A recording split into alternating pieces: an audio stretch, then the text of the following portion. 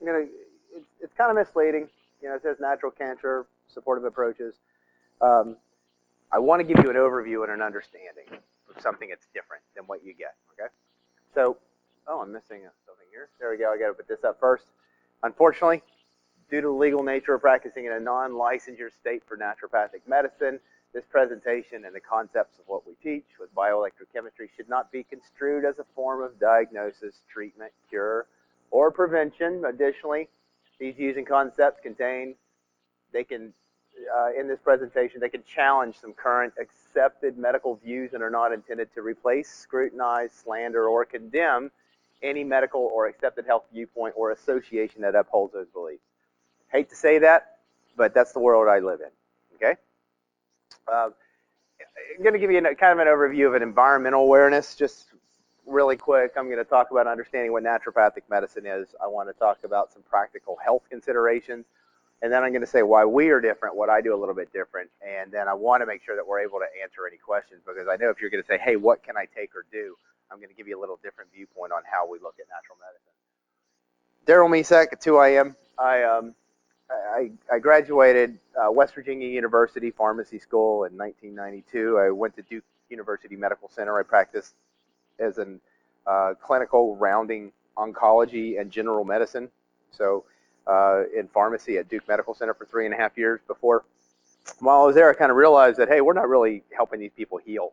I'm just watching them and trying to do cost containment is what we were learned to do. What's the best drug to give based upon cost analysis and how to minimize drug therapy to, it's really, I looked at it, where's the health in the system of what I've gone into.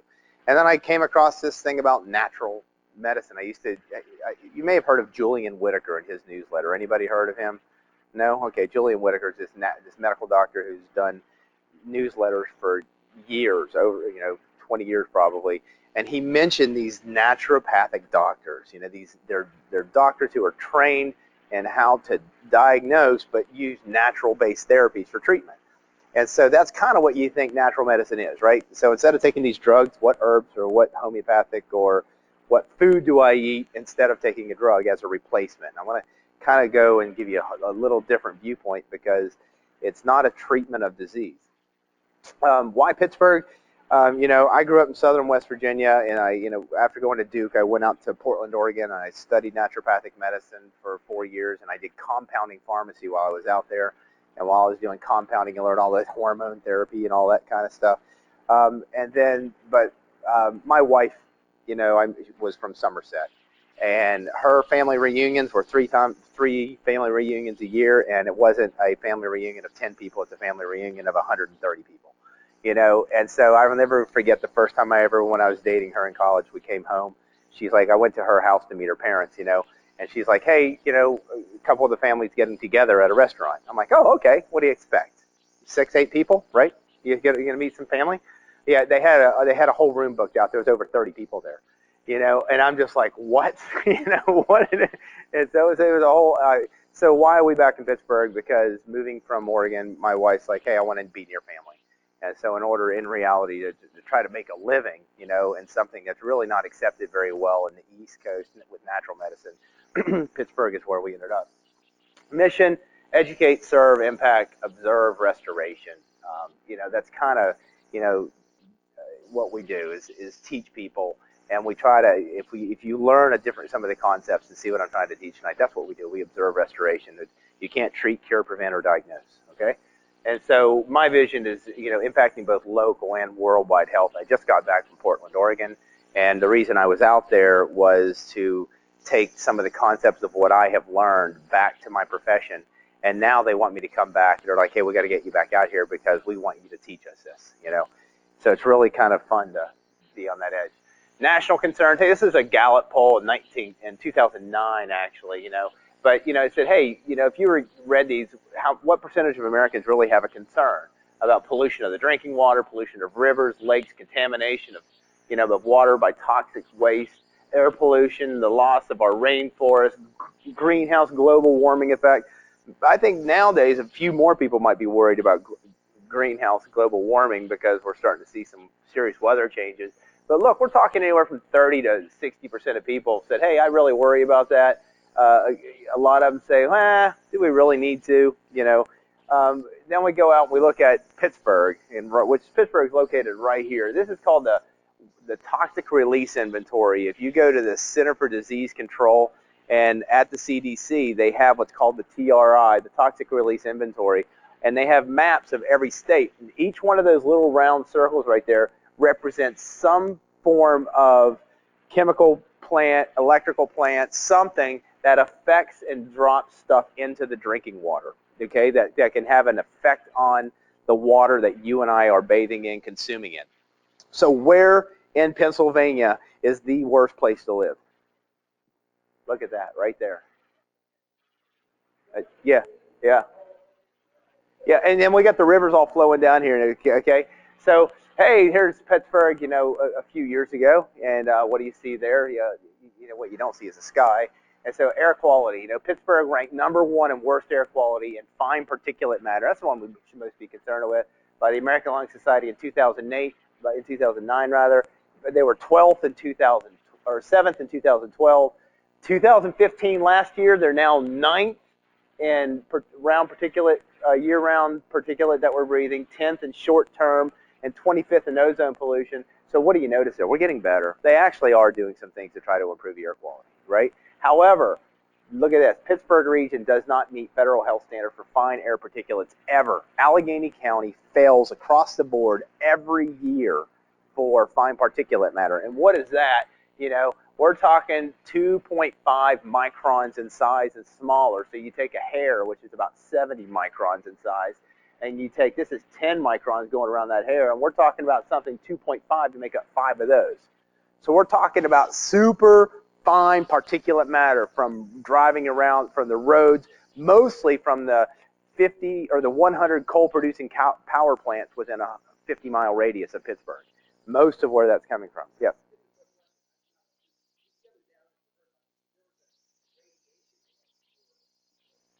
Yeah, I could. Right.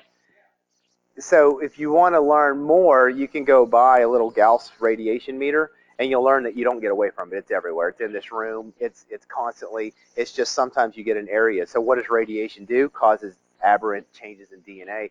We can go into that. You're talking about energy, right? And we are energy. And so the energy waves of everything, which is can affect us in different ways, And so I'll try to cover that, but where I was just talking in Portland, those people, I would love to go there. You guys, I'm going to lose you. You know what I mean? But in reality, yes, any radiation, air pollution, you got it. So what's the big deal? These particulate, are so small they go straight through our lungs into our bloodstream. They increase risk of heart attacks, increase risk of stroke, asthma. Pittsburgh has one of the highest incidents per capita of asthma in children. Respiratory irritation, crib death in children because of this particulate, and the biggest one is there on the bottom, increased risk of cancer. You live in a cesspool. You really do. You're breathing dirty air, you're bathing and cooking in dirty water, and even when it is filtered by the municipality, there's still drugs, residues, and all types of things in it.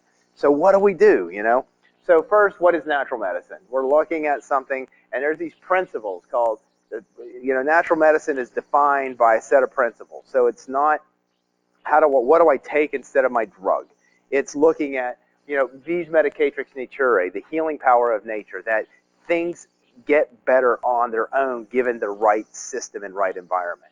We look at tolle causum, identify the cause. If we know what's causing things, bad air, bad water, whatever else, and we can change that, you're changing your cellular environment and your body naturally improves on itself. Docere is doctor as a teacher. So that's what doctors do. If I teach you how to be healthy, then you don't have to come to me. And that's the thing about natural medicine. You lose patients because they get better, but they refer their family, their friends, and everybody else. And as long, I heard it said, by somebody who really understands the concepts of what I'm trying to teach, that as long as there are Pizza Huts and Kentucky Fried Chicken and people don't know how to have common sense on how they're eating, there will always be a job for doctors, Primum non nocere, first do no harm. So drugs are not, how many of you get those commercials on television, which how many of them nowadays are drug commercials? And then after you see these smiley faces and these people with all these happy things, what are they saying in the background? Huh? Everything. Well, yeah, you can't. Well, yeah, here's all the side effects. Contact your doctor before you even consider taking this. So first, do no harm is we try to do things. We start with diet and things to change your cellular environment. And as you change that and lower the load on your body, you feel better. Tolle totem is to treat the whole person. So if you come to me and this is your whole person, and I have a thyroid disorder and I have adrenal stress and my hormones are out of whack, you know, I'm not here to treat your hormones and your thyroid. I'm here to say, let's look at you, what makes up who you are and why you possibly got to where you are today. And what can we do to change to bring you to something that's a little bit better or a lot better in many cases. Prevention, well, we don't treat, cure, prevent, or diagnose. It's illegal, okay, unless you're a medical doctor. But the principles established in naturopathic medicine is what can I do by teaching you or by encouraging you that you can do something that can change your health for tomorrow, okay? When we look at healthy cell concept, when we're looking at trying to understand natural medicine, you've got to break everything down to what am I? And if you go to the bioelectric chemistry concept of what I'm teaching in my profession, we are energy, okay? Everything is energy. God is in and of all things, in my opinion, but there's an energy, we're a frequency, and we're held together, you know, and in patterns. And so, but outside of that, when you break the body down, what we're taught is physiology. It gets down to these cells, and we're made up of these trillions of cells. And each cell is a basic unit that makes up our body, and they're attracted to form systems within that work together. Well, each one of these cells has its own function. They work together as a whole to make everything work. But there's this process called homeostasis. And how many of you have ever had any type of biology and learned a basic concept of homeostasis? Anybody? Okay. And what homeostasis says is that every living cell, whether it be in a plant or whether it be in us, is as healthy as it possibly can be based upon the given environment that it's in. Whatever environment that cell is in, it adapts the best that it can to be as healthy as it possibly can. So it's not a matter of me trying to fix something. What if I try to change the cell, what's going on in the cell? So when we get to the end, we're going to talk about pure air, pure food, pure water, electromagnetic fields, things that affect you and I. And those general things, by addressing them in your lifestyle, you'll see an improvement in health, period. Okay? So environmental dependent health. That means they're dependent on their environment. So let's go back a couple slides and say, okay, what's our environment? You see that? So when you start looking at, if you go to the look up about cancer, and I'm assuming you're here because cancer has affected you guys in some way, and I'm sorry, you know. And if you look at the statistics that just came out for 2015 by the CDC, I was looking at them today to kind of get an idea. You know, in population, we're ranked 7th in the nation. For cancer, we're ranked 6th in the nation per population. So we're right in line. It shows that based upon the total number of people here, it's pretty, there's a percentage, my son's game, there's a percentage of, you know, kind of a general percentage that is getting cancer. And if you look around the age of 30 to 40, it's about 1 in 30 people. But when you get out to about 70 years old, it's about 1 in 3 to 1 in 4. 1 in 4 for guys, 1 in 3 for women. You know, and so that's why, you know, the whole industry for cancer is we want to diagnose you. We want to diagnose you. And so that's where they say you'll see that the 5-year survival rate has improved from about 47% in 1975 to about 68% today.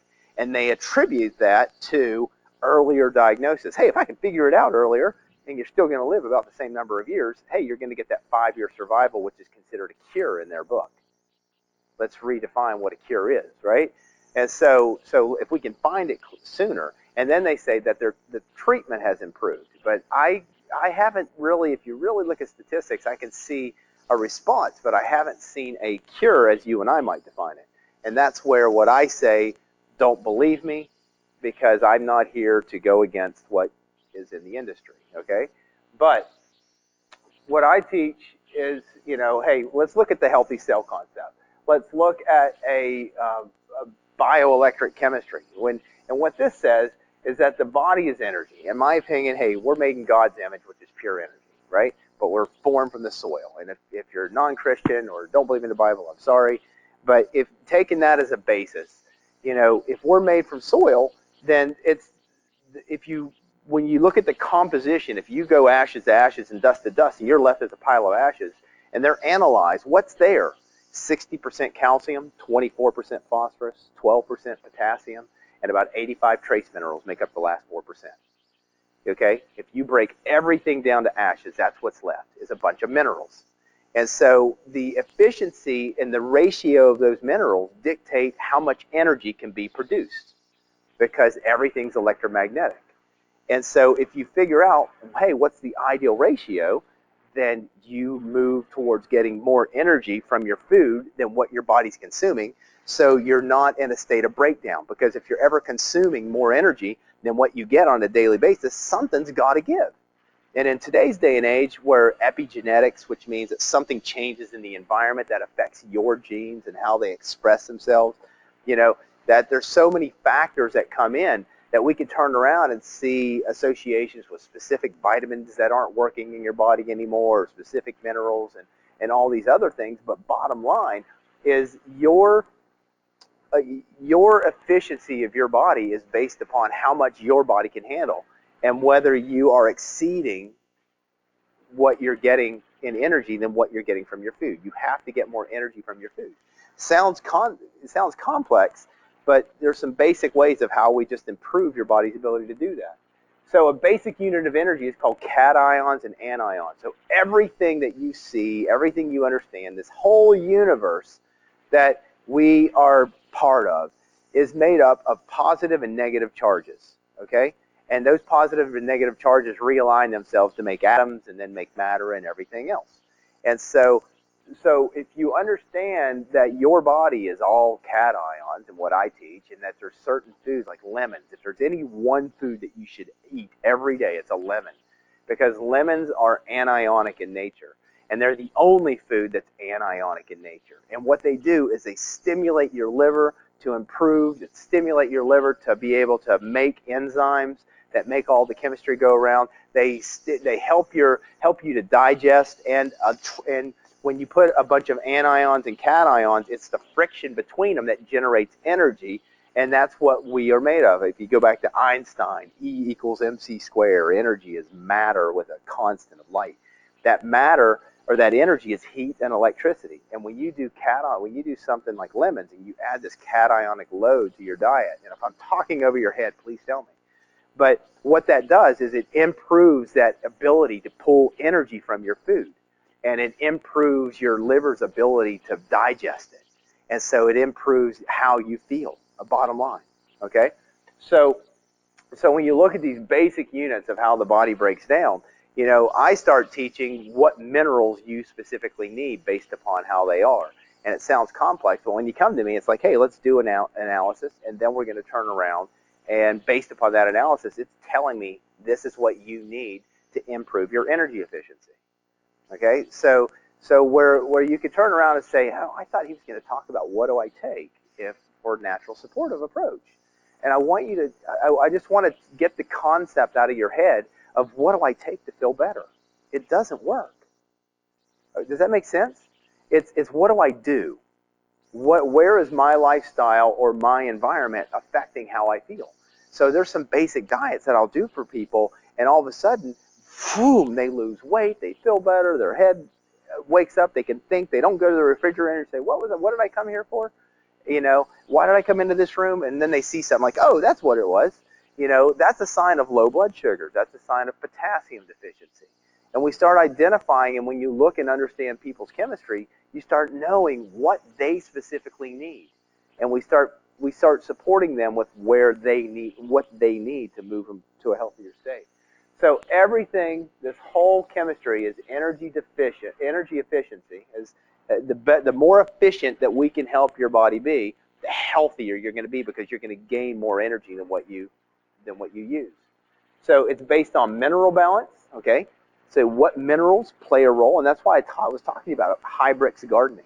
So if I'm going to change the world, I need to change the soil, not only of what's in our bodies, but how do we make an impact to change the food of what you and I are getting?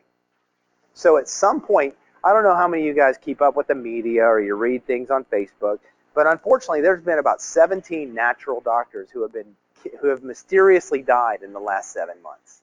Some of them have shot themselves in the chest and fallen in the river.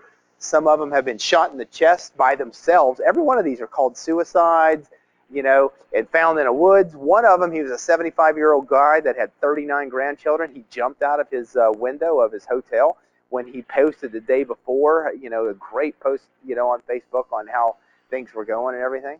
There's just a lot of mystery about all this, but what's the key about all these 17 deaths is every one of these practitioners were involved with natural therapies and breakthroughs in regards to both cancer and autism. And they were learning awareness about what constitutes and makes up these diseases. Don't believe a word I say. Go look it up. Okay? That's what I tell people. Don't believe me. So if I want to make a difference, I realize from what I'm learning that you and I need minerals. Okay? And we're meant to get our minerals from our food. And if I want to make the biggest impact on everybody's health, I have to educate. And at some point, what I'm going to do, where my vision is creating some type of center, and is do 10% of that back to create a mission, a mission that's in the United States called Heal Our Land. And I want to give 10% back into remineralizing organic gardeners, organic farmers, and let's grow a whole new status of food that you and I can get consent.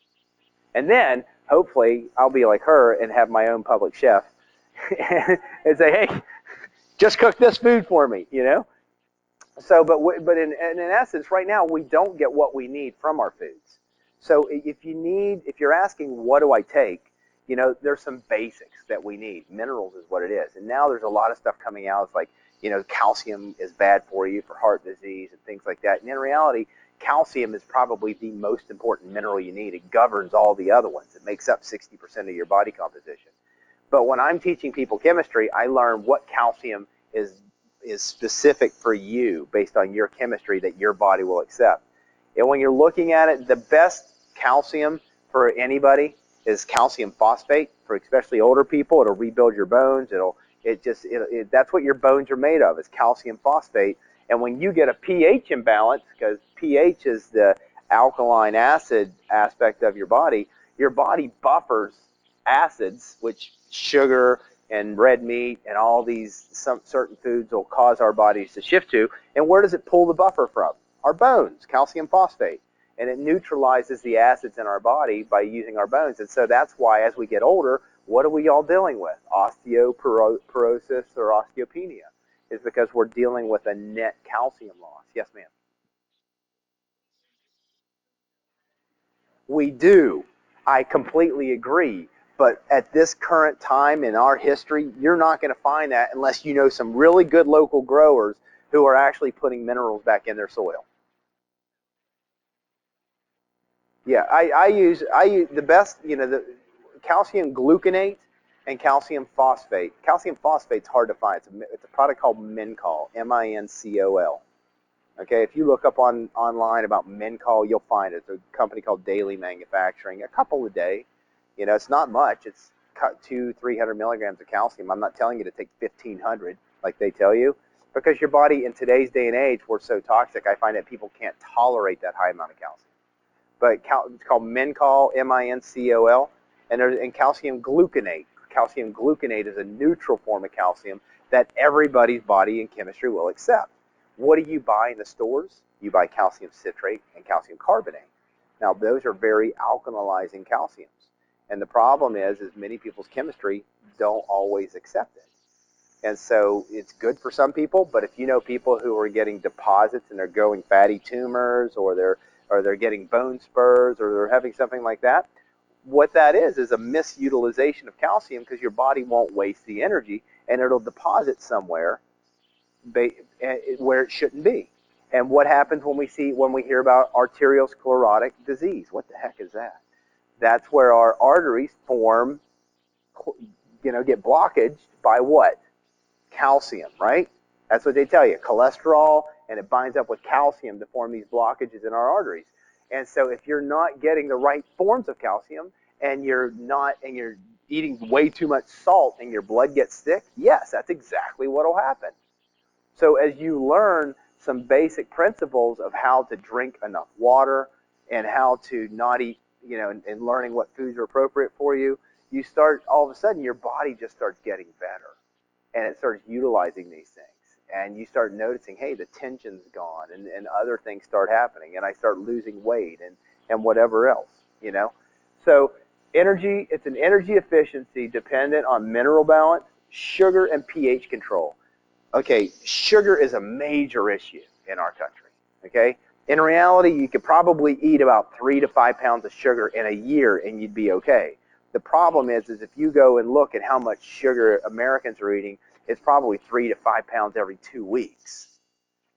It's a massive amount, and sugar gets metabolized and it breaks down to, it's acidic. And so when you have all that acid in the body, what has to happen? It has to be neutralized. And how is it neutralized? From the bones. And so we build bone up until about the age of 35. Our body's always in a building state. After the age of 35, we start depleting and pulling from it. And if you have and how many of your kids nowadays are sucking down soda pops all the time, and they're not going to build a healthy foundation. So you think osteoporosis is bad now, you give it another 30 years and watch what happens. We have to change these things.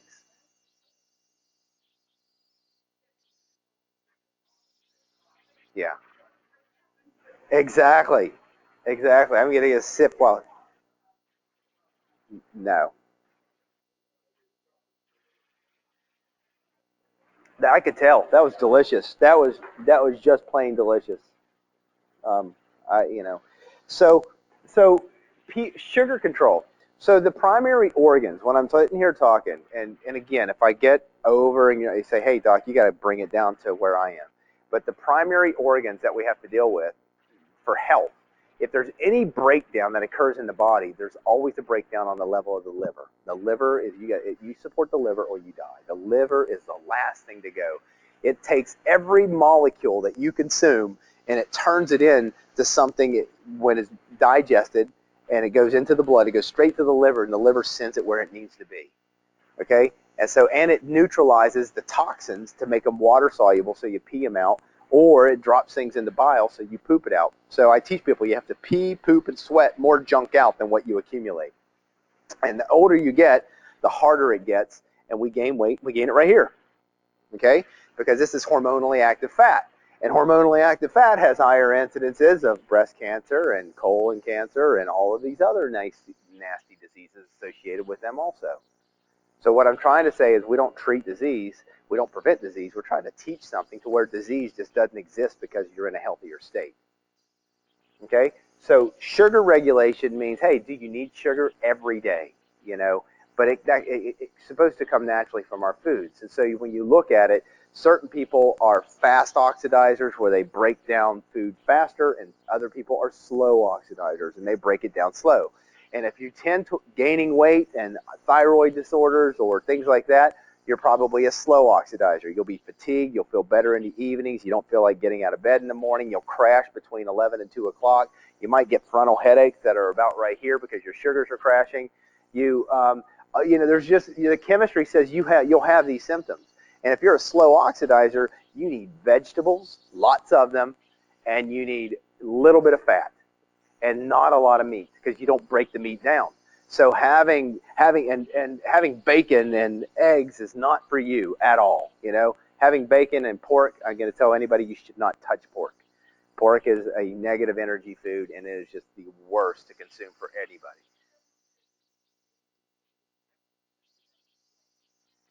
I, yeah, I don't know if that's the reason. I could go to the book of Leviticus and tell you why not to eat it, and then go to where everyone says, well, hey, Paul and Peter said eat the meat and it's all clean. Yeah, they never said it was a sin to eat it, but they said all things are permissible, but not all things are beneficial. And so it is not beneficial to eat pork, shellfish. There's some, and fish with tuna, fish without scales. That I can measure a difference in anybody's energy who consumes them. Just bottom line. But I tell people, don't believe me.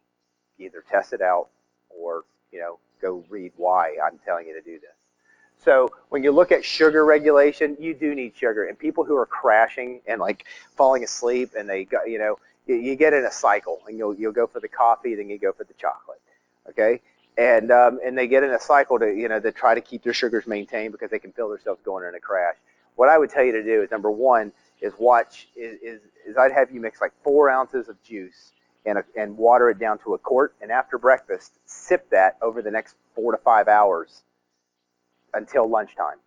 And that trace amount of sugar that's in there, cranberry juice and Concord grape work the best. And that trace amount of sugar will stabilize your sugars, and you'll be like, wait a minute, I'm not falling asleep. And because after 2 o'clock, and after your adrenal glands have had their spike and everything, your sugars naturally rise, and that's why the evenings you feel better. But because you have tendency towards low sugars, you're cold all the time. You're freezing. You're always throwing on sweaters. You'll have cold hands. You'll see those type of tendencies because sugars play a role in alcohol and heat metabolism in our body. Lemon water. I do a concentrated lemon juice. If you're out and about, take about the juice of about a half a lemon and squeeze it in a little bit of water, and after each meal, drink that down. Because that's going to stimulate the digestive process and help you stimulate that liver, help you to break that food down, and help you to get more energy out of that food. Lemons are vital for health. They really are.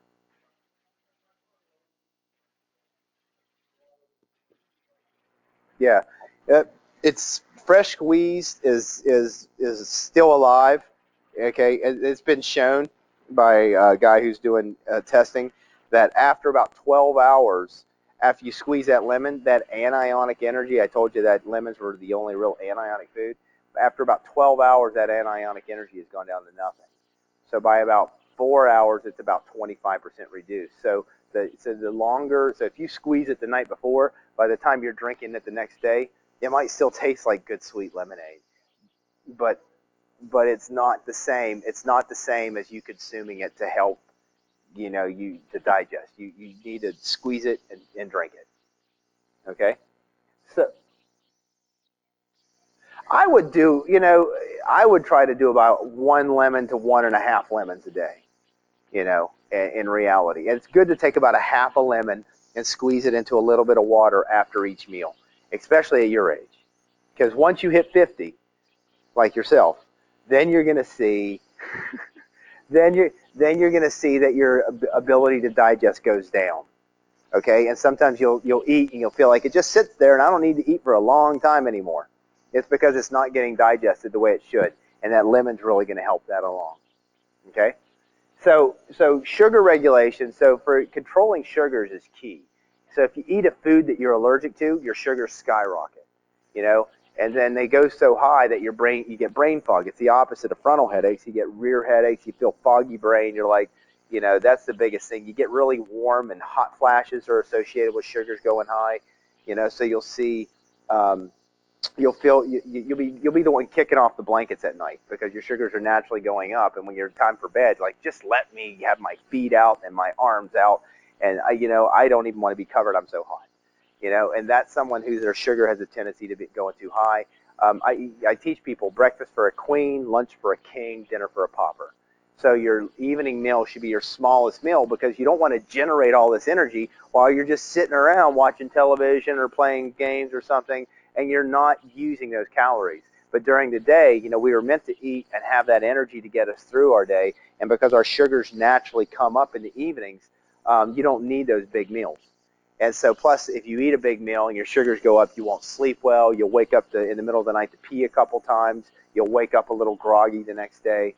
And don't believe me, try it and watch what happens. That's what I tell people. I think that there's a difference, knowledge and wisdom, or knowledge and understanding are one thing, but wisdom is experience. And so you can listen to something that somebody else says and you say, you know what, as long as I don't believe that, there's no way I'm going to even try it. But when you actually try it and experience that it does something for you, like, wait a minute, I've just become a little wiser. This is something that's real. So I tell people, don't believe me. Try to figure out why I'm teaching these types of things. So when you're looking again at sugar regulation, how much water do I drink is what it comes down to. Typically we tell people half your body weight in ounces of water per day. So how much do I weigh? And then I divide that by 2, and I'm going to drink that much water. Okay? And in reality, what kind of water? Now here's where I differ from what you're going to find out there. If you notice, the bottle I have over there is Smart Water because it's the only product on the market that's steam distilled water. And some people say, wait a minute, that'll deplete me of my minerals. And when you understand it from a chemistry perspective, no, it doesn't. It'll flush out the waste. But yes, you do need to take like Mincol or some calcium gluconate or some type of, you need to take some type of mineral. And so at least get a basic multivitamin or something in today's day and age, even though it's not the best, but you need some type of basic mineral complex. So when you're looking at pH control, what controls pH? Well, pH controls everything in the body. It's the speed of how fast things move. Sugars provide how much energy is available to my body. Okay, and that's what all metabolism on biochemistry breaks down to sugars. Fats, proteins, they all break down to sugars. And carbohydrate, and that's how your body gets energy from it. It gets it to a basic sugar. And then that's what generates energy. But then pH controls the amount of, it tells you about the friction and how well that energy is moving through the body. And what controls pH in the body is mineralization. When people are totally demineralized and they're really acidic, they need calcium, they need magnesium, they might need potassium added. I always give selenium and zinc. If you're having allergic reactions with your skin, I'll give molybdenum because it plays a role in these sulfur-based pathways in the body. I've really started to look at, if we're made from soil, how do I optimize the soil and looking at the ratios of what's in us? And that's what I'm learning, and that's what I'm bringing back to my profession and saying, you are not going to believe what I see happening in my practice. Okay? So pH is controlled by mineralization, and when I look at people's with their pHs, I know whether they're getting enough minerals. I know whether they're getting enough vitamin C. Vitamin C makes your pH go down. So if you're already acidic and your bowels are loose and you're having diarrhea, do not add a lot of vitamin C on top of that, okay? But if you're always constipated, then your pHs are probably up. You're probably taking calcium carbonates and vitamin D because vitamin D makes the pHs go up. So if you think about that, how many of you hear about people nowadays saying, hey, they're vitamin D deficient, and they're actually testing for it? And a lot of people are prescribing vitamin D nowadays, right? Have you heard about that? Okay, well, think about what we've been talking about and how sugar and the diet that makes you acidic. What's the majority of people eating? Acid-based foods. And so people are so acidic, and I just told you vitamin D slows things down and raises the pH up. Okay? Now, they can turn around and play, hey, it's anti-cancer, it's anti-inflammatory, it has it helps with adrenal stress. There's all these benefits of vitamin D today. But I'm telling you, it's because of this right here, pH control. It's helping people get to a pH where their body accepts minerals more effectively on that cellular level. That makes sense? I'm not like way over here, right? Does that make sense to everybody? So that's when I test people. I'm trying to figure out where are your pHs and what do I need to give you to bring you back in line. So we just try to correct that. Waste toxin load. That's where you say, hey, what am I exposed to? Do I wash my fruits and vegetables to get those pesticide residues off of them if I can't afford to buy organic? Am I drinking pure water? Okay. Do I have some type of filter on the water coming into my house or even on my shower? Because when I shower, you're going from water to a gas when it's hot and steamy, right? And then are you inhaling that gas? Yeah. What's in that gas? Chlorine. Is chlorine gas toxic?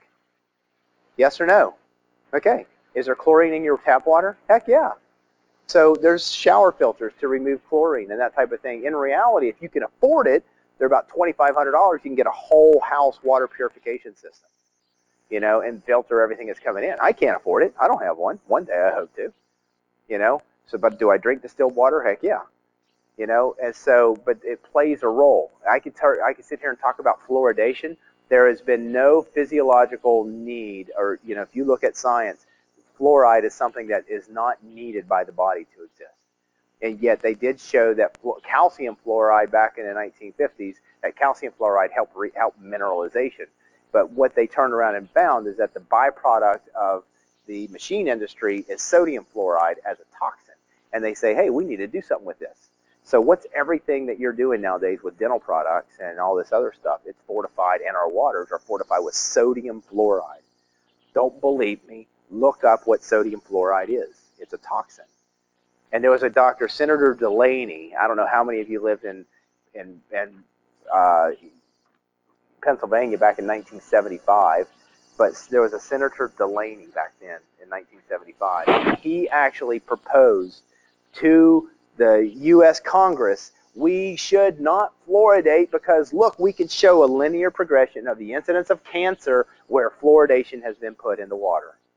And there was statistics back then, and they have not changed. Fluoridation, what does it cause? Calcification. And I was talking to you about getting calcified arteries and high blood pressure. You know, people get calcifications in their brain, all types of weird places. Okay? And does fluoride play a role with that? Yes. Fluoridosis is a totally undiagnosed thing. General aches and pains like arthritis, they'll never diagnose you if you have high fluoride. But if you're living and if you're bathing in tap water and you're drinking tap water and you're cooking in tap water, I once had a lady who came into me and she had this skin disorder that would not go away, and she could not figure it out. She'd been dealing with it for 10 years, and she had this cough, and it wouldn't go. She could not clear this cough, and so when I was testing her, she reacted to fluoride, and so I went online and I just said fluoride and cough, and guess what? I found an article on horses that were switched over from rainwater or other water to tap water sources developed this chronic irritating cough. Horses. So I said, listen, and I asked her. So I went back and said, okay, what do you? She did it. She cooked in tap water. She drank tap water. She showered in tap water. Everything about her was tap water. Guess what she did? She got all the tap water and all the fluoride-based products. You know, the toothpaste with no fluoride, the mouthwash with no fluoride. She got fluoride out of her life. Guess what happened over the next 3 weeks? Everything that she had went away after she'd been dealing with it for 10 years.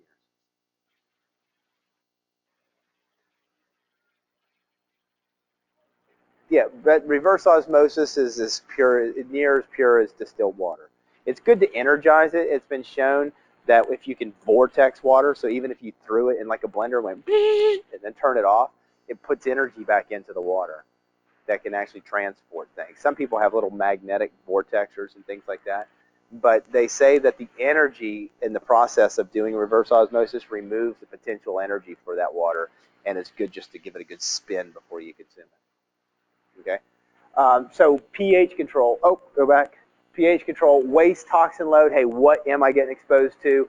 Oxygen and availability of needed nutritional factors. So in order for your cells to heal, your liver, which is most important for controlling everything, needs 3 things. Number 1, calcium. Number 2, oxygen. Number 3, water. So if you listen to why I tell people drink distilled water, why I look for specific calciums they need, and why I have a hyperbaric oxygen chamber in my office, you'll start wondering. It starts making sense to you. Because how many of you have heard that cancer, since you've all hear about cancer, it lives in a low oxygen area. That cancer dies in the presence. It's anaerobic. The cells are anaerobic, so they live off sugar. High sugars cause more anaerobic metabolism and microbes in our body. But cancer cells thrive off anaerobic metabolism because they can't survive in high oxygen states. And so if you go online, you're going to start reading about people who are injecting others with things like sodium bicarbonate, and things like that, and having these miracle cures, but they're saying, hey, this is not studied. You'll read about people drinking, baking soda, half a teaspoon of baking soda a day, and with a teaspoon of baking soda with a teaspoon of molasses and about 8 ounces of water, and they drink it over about a 2-hour period once a day to alkalize the body and increase oxygenation. And you'll hear about people's tumors going away. Now, I've never had anybody do that. I'm not sitting here claiming and telling you to go do that. But I want you to look at what they're doing and where people are saying, hey, we've seen these things happen. in these states. And if you start looking at peroxides or increasing oxygenation, what you'll find on the internet with regards to cancer. Because cancer cells do not do well with high oxygen states. And so if we can increase oxygen, how do we do that? You know how we do it? It's called right there, sugar regulation. When your sugars are at the ideal level, your cells have the most available oxygen to them. When you drop and you get low sugars, and whoever that was nodding over there, you get those frontal headaches, that's because you're not getting enough oxygen to the brain. When you have high sugars and diabetes and things like that, and your sugars are consistently high, you also get low oxygen because the sugars start displacing the oxygen in the blood, and so you're achy all the time, and you're foggy brain, and you can't think very well, and your muscles don't move very well because there's not enough oxygen in the same context, but because there's too much available sugar. So if you learn to drink enough water and control your sugars, you maximize oxygen availability. And if you understand the concepts of how cancers develop, would that decrease the incidence of cancer? We can't say that it does. I can't make any claims, anything like that. But I want people to look and understand the concepts of what science actually shows. Does that make sense? So needed nutritional factors are like, we need to determine what you specifically need. So the goal is to gain more energy from your food and support. So you get more energy from your food and support than what your body consumes. I have to get more energy than what I'm consuming because something's got to give if I don't. Does that make sense? Where are we in time? So I teach this aspect of concept at 7:30. I'm going to try to get through this in about 5 minutes. So we can ask questions. I teach a 5-phase health concept, okay? And I did this back, I don't know, 8 years ago. And someone said, Doc, you overwhelm everybody who comes in here. You give them too much information. They don't know what to do. What are you actually trying to teach them? And I said, number one is environmental protection. You are a product of your environment. You need pure air, pure food, pure water, and electromagnetic field protection. All these people nowadays living on these electronic devices and stuff like that, those frequencies that they're emitting do disrupt you in some capacity. And now we see a high incidence of brain cancer from EMF and other things, and aches, muscles, anxiety, all types of things happening. Phase 2 is identify the body burden. So after I clean up my environment with what I'm eating and drinking and how I can get other things to play a role, what specifically do I need to be aware of? And that's where in our office we test for what's called food chemical sensitivities. We do testing to try to identify what reacts to you. So what do you need to stop eating is more important. So remember, remove the cause. What foods disrupt your digestive tract or your body? Because everybody has food intolerances. So sometimes those diet changes are a little bit difficult. If I tell you to get corn out of your diet, or if I tell you to get soy or wheat out of your diet, some people see gluten. I could go into the whole aspect of why we see so much gluten intolerance nowadays, and that comes back to that glyphosate that we were talking about, because it depletes some minerals that causes things.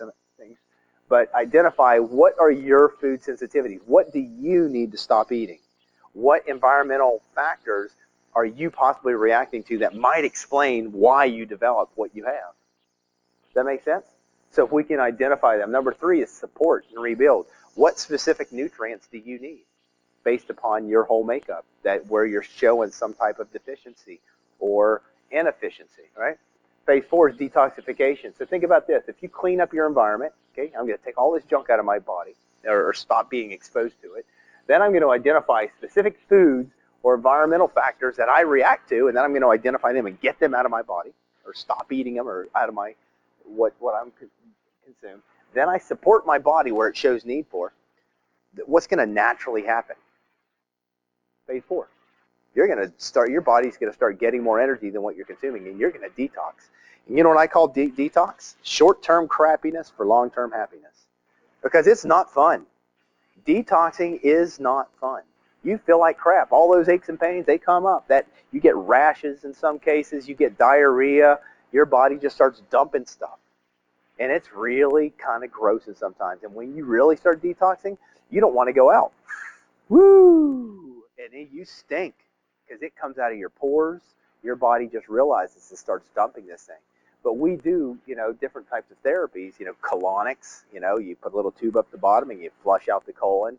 We do far infrared sauna therapy to stimulate the body to open up and sweat through the largest organ of your body is your skin. Let's get it moving and help it to eliminate things.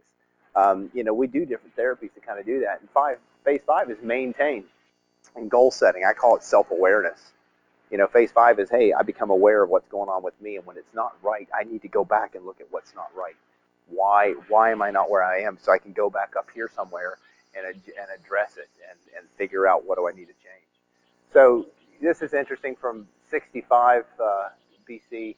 Now learn what and how great benefits a temperate diet will bring along with it. In the first place, you will enjoy good health. Of course you will. You learn the diet that's appropriate for you. This is my favorite. This is actually on the wall at my office. The doctor of the future will give no medicine, but will interest his or her patients in the care of the human frame and a proper diet and in the cause and prevention of disease. Thomas Edison in 1903 said that because they believed that they were on the verge of curing everything in 1903. And that's in naturopathy. Nature Cure started around 1896. But then the AMA and Rockefeller came together in 1906. And they formed what we have today in regards to dumping money into evidence-based, science-based medicine. And all the practices of natural medicine were then, you can't do that. This is wrong. And then they took over this approach that if science doesn't show it. But you know what funded the AMA up until the 1950s? The tobacco industry. If you look at any old journal, the main thing in it was about smoking. And smoking was promoted because it made them a lot of money and supported it. It's a really scary thing. So practical considerations, hey, pure air, pure food, pure water, electromagnetic EMF protection. There are things that you can plug into your walls that neutralize it. If you're really smart, you turn off your phones at night, you put your cell phones on, you just power them down. If you can get plugs and things that decrease and turn your products off in your house. You'll not only save energy, but you're protecting yourself. But the biggest thing is they make these things that you can plug in that neutralize how much EMF is coming off of your wire. Imagine you got this one big wire coming into your house, and then it spider webs all throughout your house. And does electricity carry an electromagnetic field around it? Yeah. And you're in this house that has this electromagnetic field being generated. Well, there's devices that you can plug in that kind of neutralize that effect because that's running at about 60 hertz with AC current, and that 60 hertz directly affects our physical bodies. Don't believe me. Go read this stuff and say, okay, hey, you know what? I can afford to save up for one of these. That's why I wear these necklaces. I have this necklace in here called a Q-Link. And this one here is a Q-Link. It kind of neutralizes EMF. And this one here puts me in Schumann resonance. And Schumann resonance is the natural resonating frequency that this earth puts out at 7.83 hertz.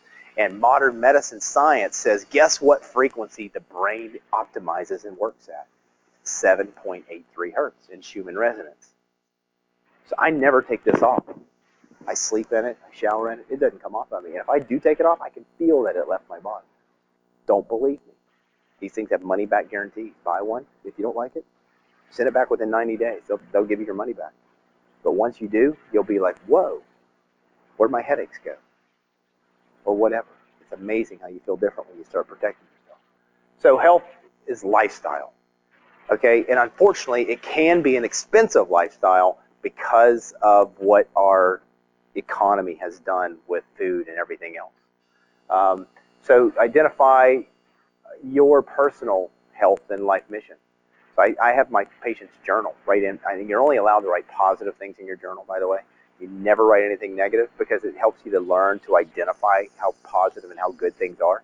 There's infinitely more good than there is bad, but we tend to focus in on the bad. And so if you learn to journal positives, but then I have people write their goals. What do you really want? What relationship do you want to have with this person here that's something wrong with, that you can change to make it better? How can I change, right? Well, you can do it from relationships. You can do it to your health or whatever else. What goals do you have? And then you make your choices based upon your level of understanding. And tonight, I opened up a window or a door.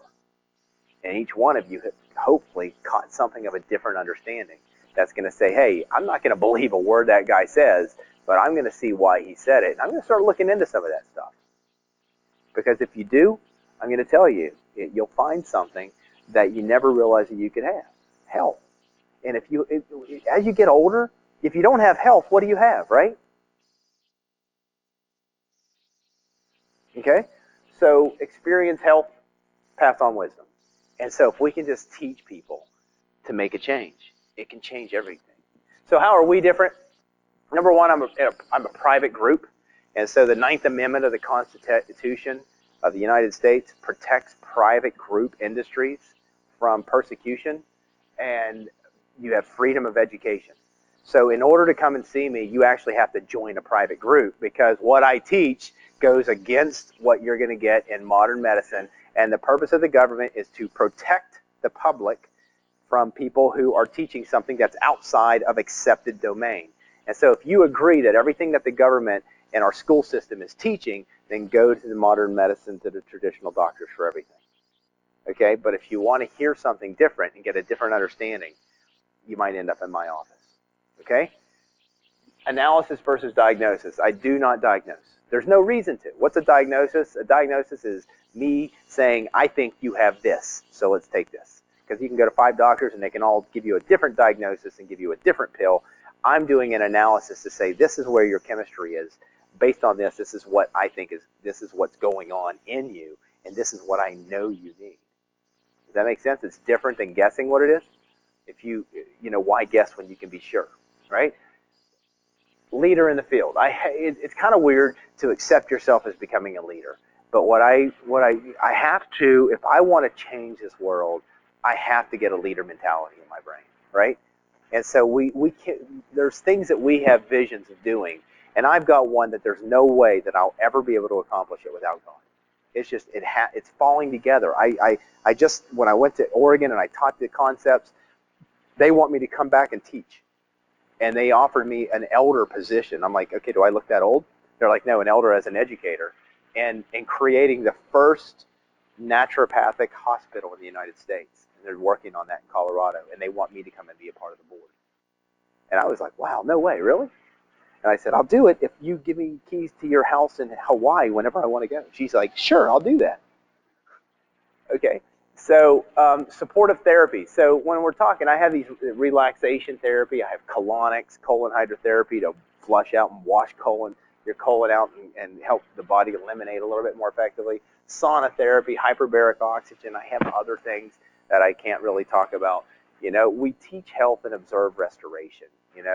That's the thing. I'm trying to teach a health concept, not you have this disease, what do we treat it with? I do radio show, by the way. If you guys are on the internet and you go to my website, PittsburghAlternativeHealth.com, there's a thing you can click on, and it'll give you a list of all the radio shows that I've done. And when I do my radio show, I do it the second and the fourth Friday of every month at 9 a.m. on KHB, 620 AM radio, at 9 a.m. on the second and fourth Friday. But what I do is I turn around and I post them, and I teach about water and why distill water, and I teach about the lemons, and I teach about pH, and I teach about minerals. And if you're not tired of hearing me talk already tonight, go to my website and just listen to them, because they're not radio shows where I'm trying to sell you a product. That is not my goal. Okay? So we meet you where you are to support you to get where you want to be to the best of our ability. Nobody can make you promise. Nobody can make you a promise.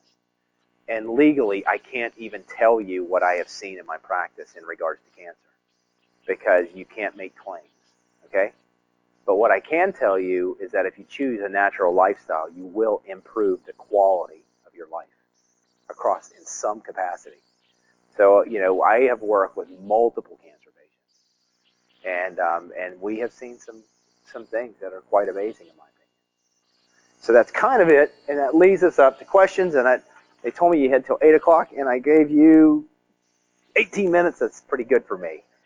And so at this point, I'm going to take a seat and enjoy this coffee. But does it make sense? Does it give you a different way of looking at health, that it's not, hey, what do I need to treat here? So anybody who has cancer, you could turn around and say, what do I take? I could sit here and 8 years ago, I would have said fish oils are good, and CoQ10 is good, and if you have cancer, anything that boosts your immune system is good, and resveratrol and where they get the antioxidants from grapes and helping for the heart and circulation are good. But if you basically learn how to take that stressor out of your diet, what you should or should not be eating, and then you learn to support your body, you start seeing changes happen. And what we do is we have to guide you and walk you through those changes, because if you've never detoxed, it's like, holy, what's going on with me? Do I need to go to the hospital? Because I have had people get anxiety and and heart palpitations from toxins coming out of their body. You're like, okay, no, you need to, what's your pulse? Where are you? Drink some water. Let's get you through this. That's rare. That's not the norm. Don't expect that to happen.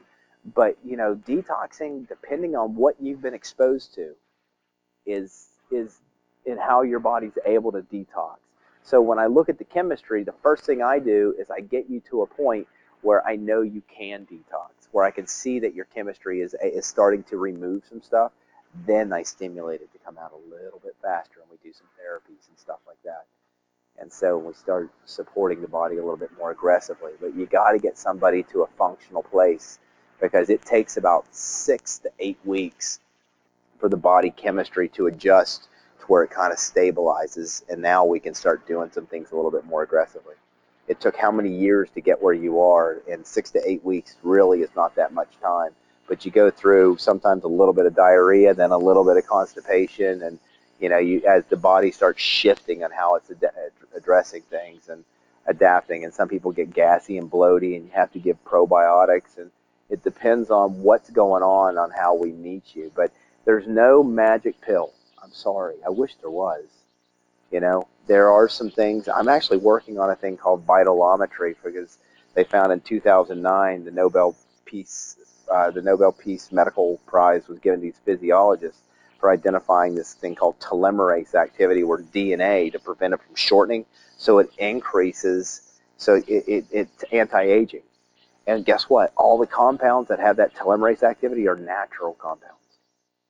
So turmeric has a little bit of that, and astragalus has it, and elderberry. And so I formulated a product, and you feel wonderful when you take it.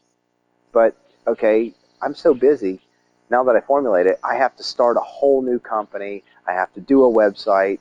There's a lot of work involved in turning over and starting something like that. And yes, it'll generate some money, but that's, it's not about money. It's about a greater well-being, in my opinion, for everybody.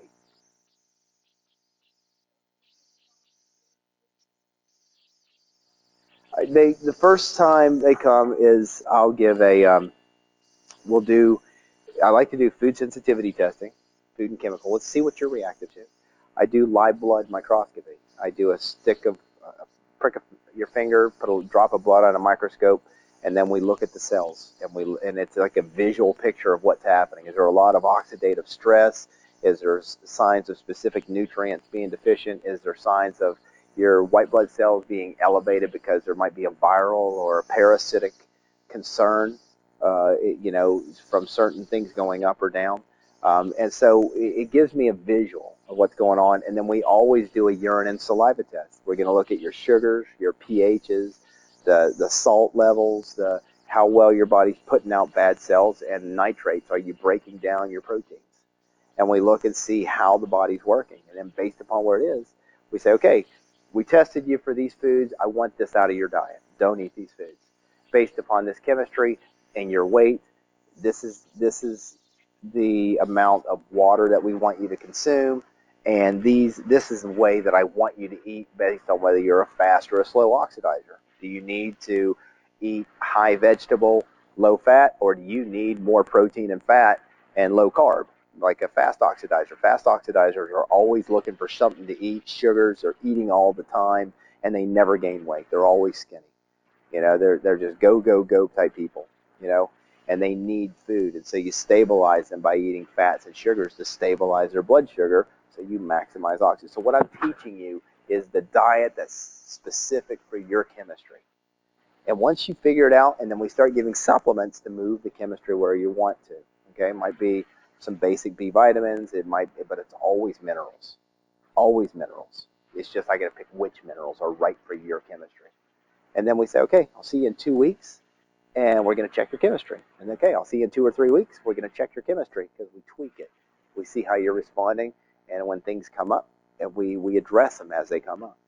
And so the first, if you did everything, where you do an hour and a half consult with the urine and saliva, and if you did the food sensitivity testing, and you did the live blood, it's like $475, and then plus your supplement. So in reality, it's probably $500-600 for the first visit. Follow-ups are about $65, $50 to $65. And I'm not here just to sell you a bunch of supplements. Yes, I do use them. You have to, and I want to know that the source of them is quality. Now that Walmart and Target and Walgreens are all in a national class action lawsuit because the herbs that they're selling don't even have the herbs in them, and the vitamins that they're selling don't even have a fraction of what they say is in them. Look at the media. It's in there. Yes, sir. I use a company called Herb Farm, and I get um, Oregon. Yeah, and he travels all over the world, the guy who owns the company, to find good sources. And then I get an organic source of elderberry powder. I can't remember where it's from.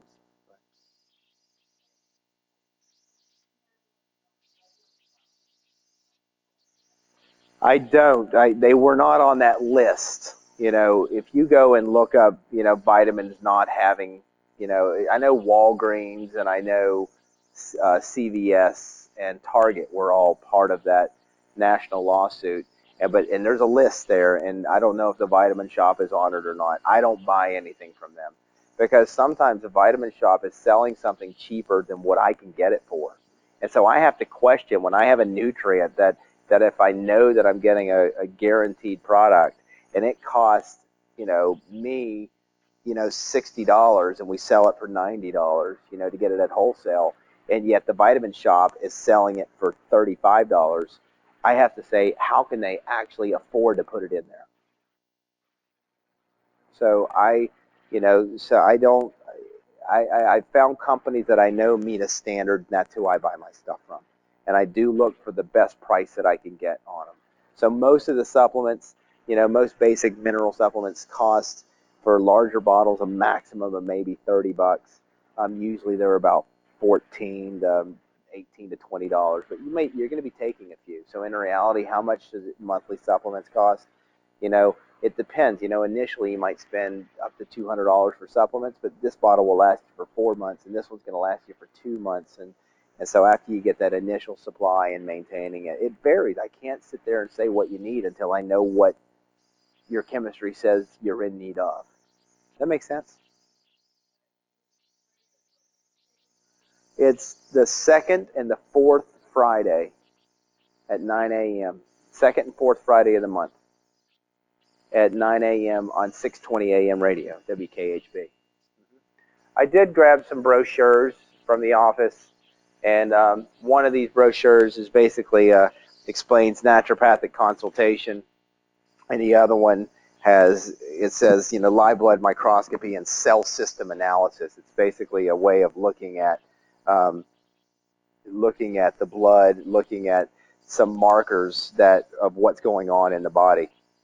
And I hope I got enough. I didn't grab that many. Uh-oh, last one of those. And then I have one each of the base. This will tell you most of what you need. Look at that. It was meant to be. You're okay. So, yeah, I like, there's a product called Mincol, Mincol, and that's from Daily. And then the other one is calcium gluconate, Gluconate, calcium gluconate.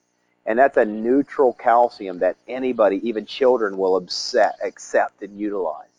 And so, the problem is, and I'm not saying that calcium carbonate or calcium citrate, like in Citracal, is bad, okay?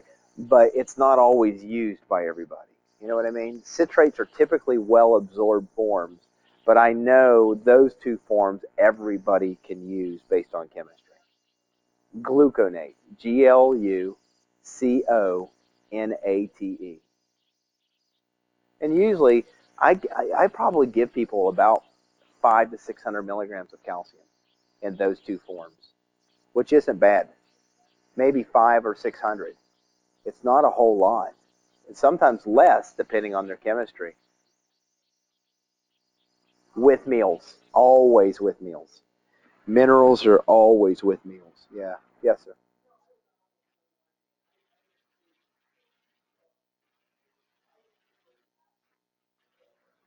It's called betaine hydrochloride. It's replacing the acids in the stomach and increases the bile strength. So when you don't digest well, it's typically people who are constipated need it more. Okay, and they don't have, and so if your food kind of you eat and it just feels like it's sitting there for a long time, and you don't feel hungry for a while, that's a sign of not digesting and breaking it down. And sometimes that will help to increase that and help it to break down. If you take too much betaine hydrochloride, you'll actually feel heartburn. And so historically, they'd say, okay, take one with a meal, two with a meal, three with a meal, four with a meal, five with a meal. When you get heartburn, okay, cut back and take one less.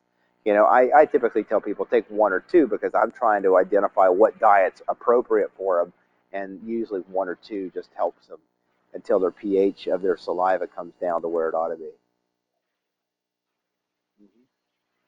Yeah, yeah.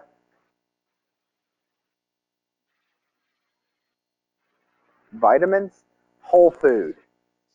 Whole food vitamins. Yeah, if you're looking for a vitamin, I like a company called Innate Response. Innate. Innate Response. And it's basically, they patented a way of how to take a whole food, and when they get it into a vitamin, that they haven't destroyed all the amino acids and everything that the food offers. Because a lot of people, when they process it and they heat it and they break it down, those vitamins have been destroyed in the processing. And yes, they're in there, but they're not available to the body anymore. Innate Response found a way to freeze dry and stabilize those compounds so they're like you're still eating. They call them food state nutrients. And so they're really bioavailable. Your body accepts them really well. Does that make sense? Okay. Yes, sir. Juicing's great. It's a way to get concentrated amount of enzymes, concentrated food. It's a little expensive because there's a lot of waste in the juicing process. I actually blend, and I'll do like a smoothie in the morning. I do some spinach, and I get it at Trader Joe's. I'll put frozen spinach and frozen. They have chunks of pineapple, frozen raspberries. I'll put a little bit of apple or orange juice, put some almond milk, and a scoop of protein powder in there, and that boom, that covers me for the morning. I feel good. I get energized from it. I don't feel bloated, and I can go. And it's a great. But you're still, when you're blending, you're getting all the fiber, and that fiber we need to help clean the gastrointestinal tract. Juicing, you don't get the fiber, but you do get a high amount of nutrients. But there's also a lot of sugar in it too. So some people can juice too much and get too much sugar for what they are.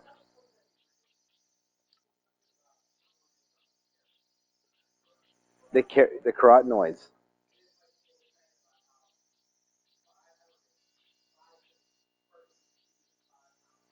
every day, and they were orange because of the carotene. Yep. Yeah. Well, there's a massive amount of You got to realize that when pHs get out, you don't utilize vitamin A very well, and vitamin A affects the skin. Vitamin A affects the vision. Okay, and so when you do high amounts of antioxidants, you reduce the stress on the body because oxygen stress, because our sugars aren't writing well, leads to oxygen stress and a basic mechanism of cell breakdown. And so when you have these high antioxidant diets, they help because you're minimizing and helping your body take care of that stress. But it's not the cure because you haven't gotten rid of why, but you're taking something that's helping your body to where it's not having the breakdown that it was before. And so juicing's great. There's no problem with it. And for cancer patients and when you're going through rebuilding, it's a great source of viable live food for the body. You know what I mean? Purple's good. the better colors, actually, whenever you're doing foods, if you think oranges and yellow color are typically vitamin A content, greens have that chlorophyll. And chlorophyll is, if you took the molecule of blood, the heme molecule that makes up the hemoglobin aspect of blood, the heme molecule in chlorophyll, green of plants, is the exact same as chlorophyll, except heme has an iron attached. That's why we need iron for our blood. And chlorophyll is the same molecule with a magnesium attached. So the more greens you eat in your diet, you're actually feeding your blood to be healthier.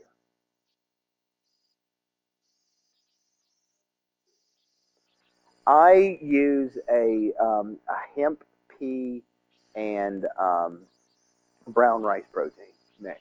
It's called Warrior Protein by Health Force Naturals. I think it's, if you do the Food Babe. How many of you ever heard of the Food Babe? She has wonderful ideas, and that's why she got attacked for what she started to teach people about protecting yourself. She was teaching you how to eat and protect yourself from the crap that's out there that I was talking about. But the Food Babe, she actually, goes and gives you her opinion on the products. Look at the best protein she recommends. It's Warrior Protein by Health Force. Yeah, it has a strange taste. You could do brown rice protein, but it's kind of, the problem is when you're getting hemp, brown rice, and pea protein, they don't blend and become smooth and creamy like whey protein, and so they can get a little chalky, and there's always something settling. So you got to have a good blender, and some fruit or something to suspend it. But otherwise, if we were in China, sure, but 95% of soy products in America are genetically modified, and GMO is known to, now proven in science, to cause cancer. So whereas a high soy-based diet, and the Japanese, they were like, we were just learning about centenarians, people who live greater than 100 years at this conference I went and spoke at. And the oldest people that has the most centenarians, it's this place in Japan, started with a K, I can't remember it. But so you think the most, well, what do we think the most of their diet is? Soy? No, it's sweet potatoes. 70% of their diet was sweet potatoes. But they had 70 varieties of sweet potatoes on there. And they ate only 1% meat. So whereas we eat all this meat, their meat might be, like we put a sprig of, you know, parsley on a plate, they put a little piece of meat as a delicacy. They barely eat any meat or fish at all. It's all vegetable based. About 4% is soy, and just made up. But for the most part, they eat sweet potatoes and vegetables, basic vegetables, as the primary diet. So, but soy, I, at one point, I would have gone with soy protein when I was in school over 15 years ago. But soy is now, they say in the United States, probably 95+% GMO, genetically modified. I do get a company that it's Da Vinci Labs, and they do a soy-based protein, and however they source it from New Zealand. It doesn't come from the United States, so it's non-GMO, and where other countries don't allow anybody to do what we do to our food here. Uh huh. Yeah, I'm also a pharmacist. Remember, you cannot stop your meds. Okay. Yeah, certain meds. From a pharmacist standpoint, I will tell you which drugs are safe just to abruptly quit, but I will never tell you to quit them. Okay, because I can't do that. It's not my position with where we are in this state, in this country, and because I disclaimer and all this other stuff, right? But I would turn around, and I've had people come in on a list of medications, and I say, these are the ones that can just be abruptly quit, and this is what they're doing. And if you're not seeing this benefit, I can't tell you to quit them, but this is the ones that are safe just to quit. These are the ones that you have to wean from, and this is how you can wean from them. But I cannot tell you to do that. You need to do that under the guidance of your doctor, and I wouldn't tell you to do it until I knew that you were able to, based upon looking at your chemistry. I have helped people go off tons of meds and be med-free completely, but I don't take them off any of those meds. I've even have a kid You know, I had a kid who came to me about 5 weeks ago, and he was just diagnosed at the age of 12 with type 1 diabetes. Okay, and so, and when he came to me, what Children's Hospital had him doing was check your blood sugar, eat starch, and shoot up some insulin.